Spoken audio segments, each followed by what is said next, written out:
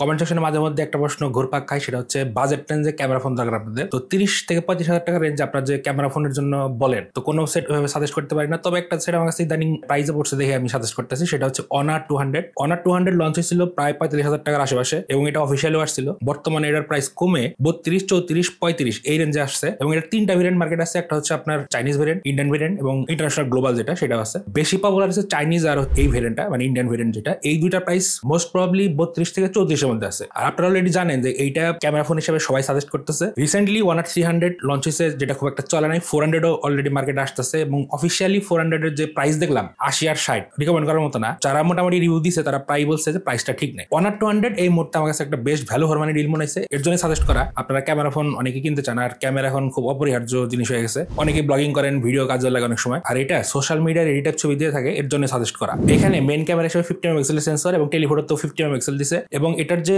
Ultra ওয়াইডটা সেটা 12 megapixel এবং ফ্রন্টে যে সেলফি শুটার ইউজ করছে সেটাও কিন্তু 50 মেগাপিক্সেল এবং কোয়ালিটি প্রত্যেকটারই ভালো ছিল। আর মেইন যে সেন্সরটা 50 মেগাপিক্সেল, এটা কিন্তু সনির সেন্সর, সনি IMX 906। তো সনি IMX 906 অনেক সাইড ইউজ করা হয়েছে এবং এর আউটপুট বেশ ভালো দেখে এটা ইউজ করছে। তো 0.6 হচ্ছে ultra wide, 1x main sensor, 2x main sensor, 2.5 এর টেলিফোটোতে শিফট হয়। তারপরে আপনার 10x আছে, 30x আছে, 50x, ইউজেবল 10x পর্যন্ত। এখন এটা সবচেয়ে যে জিনিসটা ভালো লাগছে সেটা হচ্ছে পোর্ট্রেট মোড। পোর্ট্রেট মোডে আপনার টেলিফোটো যে লেন্সটা আছে সেটার মাধ্যমে এটা পোর্ট্রেট নিয়ে থাকে এবং এটার যে ব্যাকগ্রাউন্ড ব্লারটা বেশ ন্যাচারাল লাগে। আমার কাছে ম্যাক্সিমাম টাইম DSLR টাইপ মনে হয়েছে। এখানে পিকচার প্রোফাইল আছে 3টা, ন্যাচারাল, ভাইব্রেন্ট এবং অথেন্টিক। আমি ম্যাক্সিমাম টাইম ভাইব্রেন্টে তুলছি এবং পিকচার কোয়ালিটি আমার কাছে বেশ ভালোই লাগছে এবং কয়েকটা ফিল্টার দেওয়া আছে সেগুলো আপনারা ইউজ করতে পারেন। পোর্ট্রেটে যেগুলো বেশ ভালো লাগে। তো কালার কোয়ালিটি ভালো লাগছে, স্যাচুরেটেড বুস্টেড লাগে, দেখে বেশ ভালোই লাগে। আর এজ ডিটেকশন ভালো ছিল। এখানে কিছু কিছু জায়গায় হিট অ্যান্ড মিস হয়, সেটা মানে খুব রেয়ার, মানে অতটাও না। কাজ চালানোর মতো পোর্ট্রেট দেয়, আমার কাছে বেশ ভালোই লাগছে portrait output. Dedicated 50 megapixel mode দেওয়া আছে যেটার আউটপুট বেশ ভালো, তো কোনো রকম কমপ্লেন করবেন না আশা করি। আর এখানে যে আলট্রা ওয়াইড আছে সেটার quality up to the mark না, তবে মোটামুটি ভালো একটা আউটপুট দেয়, যাতে মেইন এবং আলট্রাটের মধ্যে সামঞ্জস্য রাখে। আর নর্মালি যে পিকচারগুলোর আউটপুট সেগুলোর কালারটা আমার কাছে একটু ভিভিড টাইপের লাগছে, স্যামসাং টাইপের দিয়ে থাকে আর কি। তো একটু স্যাচুরেটেড লাগে, সেই ক্ষেত্রে আমার মনে হয় না খুব একটা কারো কমপ্লেন থাকার কথা। আর ভিডিও এখানে বোকে মোড আপনারা পাবেন, তো আমি ওইটা ওইভাবে ট্রাই করি নাই, খুব একটা প্রফেশনাল মনে হয় নাই। নর্মালি যে ভিডিও ছিল 4K 30 FPS ভিডিও করতে পারবেন, সামনে এবং পিছনে দুই জায়গায়। ভিডিও কোয়ালিটি আমার কাছে বেশ ভালো লাগছে। ভিডিওতে আপনারা স্টেবিলাইজেশন অপশনটা পাবেন 4K 30 এবং ভালোভাবে কাজ করে এটা। রানিং আমি কয়েকটা ফুটেজ নিচ্ছি, দেখতে পাচ্ছেন quality.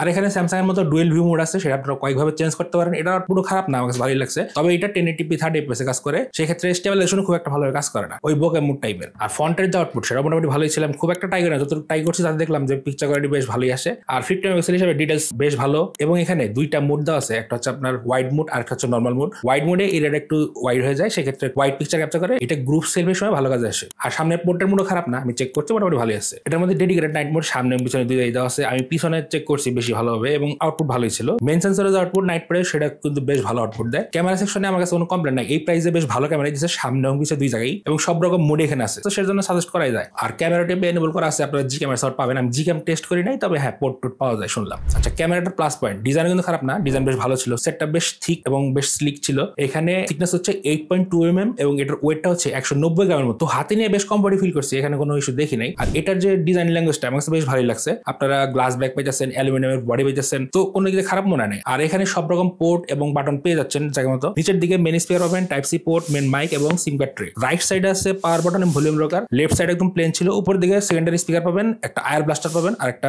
Secondary noise cancellation mic দেওয়া আছে। এখানে এর মধ্যে সিম কিন্তু আপনারা ডুয়েল সিম ইউজ করতে পারবেন ফিজিক্যালি, ই সিমটা দেয় নাই তারা। আরেকটা যে ভেরিয়েন্ট আছে ইন্টারন্যাশনাল গ্লোবাল, সেখানে কিন্তু ই সিমের সাপোর্ট আপনারা পাবেন। তো ডিসপ্লেটা মোটামুটি ভালোই ছিল, চারদিকে মোটামুটি কার্ভ আছে হালকা। 6.7 ইঞ্চের OLED ডিসপ্লেটা, 1 বিলিয়ন কালার সাপোর্ট করে। এখানে 120 হার্জ রিফ্রেশ রেট আছে। কালার কোয়ালিটি বেশ ভালো ছিল। এখানে আপনারা কালার বুস্টের যে অপশনটা সেটা পাবেন, আপনার প্লেব্যাকের ক্ষেত্রে সেটা কাজ করে, নেটফ্লিক্স, ইউটিউব এইসব এগুলো কাজ করে। আর এখানে ওয়াইড ওয়ান এলন দেওয়া আছে, আমি ওয়াইড ওয়ান এলন চেক করতে গিয়ে দেখলাম ইউটিউবের যে 4K রেজুলেশনের HDR ভিডিওগুলো সেগুলো কিন্তু প্লেব্যাক করতে গিয়ে আটকে যায়, এটা কিন্তু একটা মাইনাস পয়েন্ট দিচ্ছি। আর এখানে যে ফিঙ্গারপ্রিন্ট সেন্সর দিচ্ছে, যেটার আনলকিং স্পিড মোটামুটি ফাস্টই ছিল, অ্যাকুরেট ছিল। সমস্যা হচ্ছে এটা পজিশনটা একদম নিচে হয়ে গেছে, যেটা আর কি মাঝে মাঝে একটু বিরক্তিকর লাগে, তবে ইউজ করতে গিয়ে মনে হয় ইউজ টু হয়ে যাবে। তো ডিসপ্লে বেশ শার্প ছিল, বেশ কোয়ালিটিফুল ডিসপ্লে দিচ্ছে, তবে HDR প্লেব্যাকের ক্ষেত্রে ইস্যু আছে, সেটা মনে রাখেন। আর এখানে স্টোরি স্পিকার দেওয়া হয়েছে, স্টোরি স্পিকার কোয়ালিটি বেশ ভালো, আমি চেক করছি, বেশ ভালো আউটপুট দেয়। ক্যামেরা, ডিসপ্লে এবং ডিজাইন সব দিক দিয়ে ভালো থাকলেও পারফরমেন্স একটু স্লাইটলি ডাউন সাইড মনে হয়েছে, কারণ এখানে প্রসেসর হিসেবে কোয়ালকম স্ন্যাপড্রাগন 7 Gen 3 দিছে। তো এই প্রসেসরটা সমস্যা হচ্ছে এটা একটু আন্ডাররেটেড প্রসেসর, এইটা এখন খুব কম সাইড ইউজ হয়। তো 7 Gen 3টা আপনারা কয়েকদিন আগে যে মোটরলা রিভিউ করলাম 7400 ডায়মেনসিটি, সেটার কাছাকাছি ধরতে পারেন। এবং এটার আন্তর্জাতিক স্কোরও প্রায় সিমিলার ছিল, এখানে আন্তর্জাতিক স্কোর পাইছি 7.5 লাখের মতো, যেটা মোটামুটি ঠিক আছে। আর হিটিং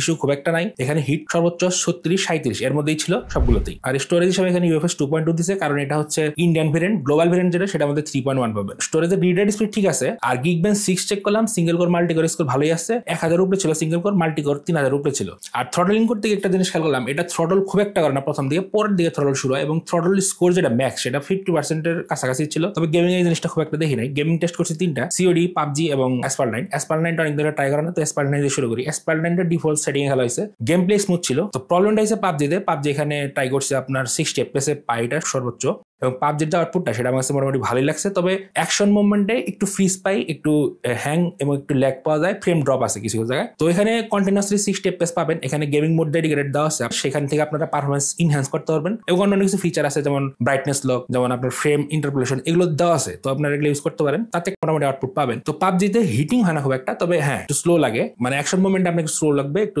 ফ্রেম ড্রপ পাবেন। এই তো পাবজি মোটামুটি ভালোই ছিল, তো কমপ্লেন খুব একটা নেই। তারপরে ট্রাই করছি COD ভালোভাবে খেলা যাচ্ছিল, কারণ COD balance game, optimise game, সেক্ষেত্রে কোনো রকম ইস্যু দেখি নাই। এবং হিটিং খুব একটা দেখি নাই। এখানে হিটিং সর্বোচ্চ 37-38 পর্যন্ত গেছে, সেটা পাবজিতে। আর COD-তে 36-37 মধ্যে ছিল। আর ব্যাটারিটাও কিন্তু বেশ ভালো পাইছে, এখানে ব্যাটারি ব্যাকআপ বেশ ভালো দিছে। এখানে 5200 mAh এর সিলিকন কার্বন ব্যাটারি দিছে এবং সাথে 100 ওয়াটের চার্জার দিছে, যেটা আর কি এখানে আমি টেস্ট করছি ম্যাক্সিমাম টাইম 18, 19, 20 এই পর্যন্ত আমার গেছে, ডাউন করছে ব্যাটারি। আমি যখন ফাইনাল টেস্ট করলাম 20% থেকে 100% চার্জ দিছি, এটা টাইম হিসাবে 55 মিনিটের মতো 100 ওয়াটের যে চার্জারটা সেটা দিয়ে। তো ব্যাটারি ব্যাকআপ ভালো ছিল, এভারেজ SOT পাইছি 7 ঘন্টার আশেপাশে, যেটা আপনাকে একদিন ইজিলি দিয়ে দেয়। আর মডারেট ইউজ করলে সেক্ষেত্রে আরো বেশি পাবেন, 1.5 দিনের মধ্যে যাবে। তো ব্যাটারি ব্যাকআপ ভালো ছিল, চার্জিং স্পিডও ঠিক আছে। এখন এটা UI-টা একটু আমার কাছে স্লো মনে হয়েছে। অনার এখানে ইউজ করছে, অনার UI 8 দিয়ে লঞ্চ হয়েছিল, এখন 9 আছে। আর এটা 14 এ লঞ্চ হয়েছিল অ্যান্ড্রয়েড, এখন 15 আছে। অ্যান্ড্রয়েড আপডেট দেওয়ার পরে এখানে কিন্তু সার্কেল টু সার্চ অপশনগুলো আছে এবং এর কিছু ফিচার অনার যে UI আছে সেখানে 9 এ সেটা তারা অ্যাড করছে, যেমন সাবজেক্ট অথবা অবজেক্ট ইরেজ এই অপশনটা আছে। আর আপনারা এখানে ফ্রেম জেনারেট করতে পারবেন, এটা স্যামসাং এরটা এখানে দিছে, বেশ ভালোভাবে কাজ করে আমি দেখছি। তবে এটা ফুললি আপনার ক্লাউড বেস,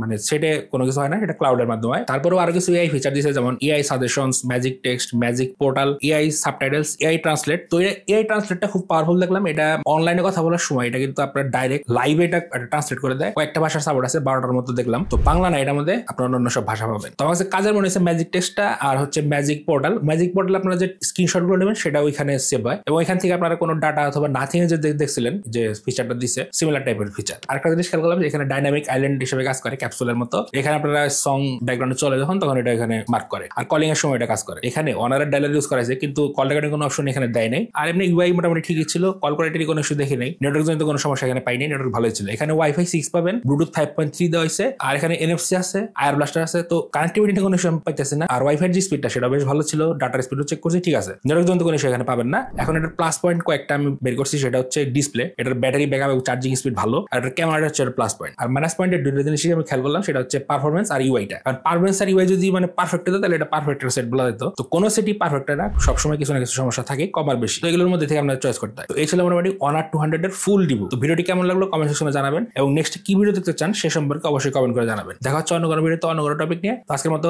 বিদায়।